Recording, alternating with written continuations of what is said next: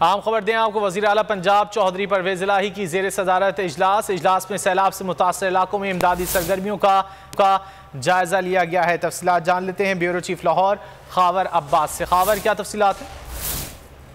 جی بالکل، وزیر اعلیٰ پنجاب چودھری پرویز الہی کی زیر صدارت جو ہے وہ سیلاب کے حوالے سے ایک اہم اجلاس ہوا ہے، جس میں سب سے پہلی جو پنجاب حکومت کی جانب سے بڑا اعلان کیا گیا وہ سیلاب متاثرین کو جتنے بھی ان کے لواحقین ہوں گے مرحومین کے، ان کو 8 لاکھ روپے پر شخص کے حوالے سے مالی امداد کا اعلان کیا گیا ہے۔ اس کے علاوہ سیلاب متاثرین کے علاقوں میں 1122 کا ریسکیو عملہ پہنچانے کی جو ہے وہ سخت ہدایات کی گئی ہیں۔ اس کے علاوہ یہ بھی کہا گیا ہے کہ میڈیکل کیمپس میں سیلاب متاثرین کو وبائی امراض سے بچاؤ کرائی جائے، اور جو ڈی واٹرنگ پمپس کے ذریعے سے سیلابی پانی کے نکاسی یہ آپ کو یقینی بنایا جائے۔ Commissioner, deputy commissioner, R P O, D V P O جو منتخب نمائندگان کے ساتھ مل کر داد رسی کریں جتنے بھی متاثرین ہیں، اور خود جا کر موقع پر جو ہے ان سے ان کے مسائل پوچھے جائیں اور کسی طور بھی ان مسائل کو جو ہے وہ حل کرنے کی کوشش کی جائے۔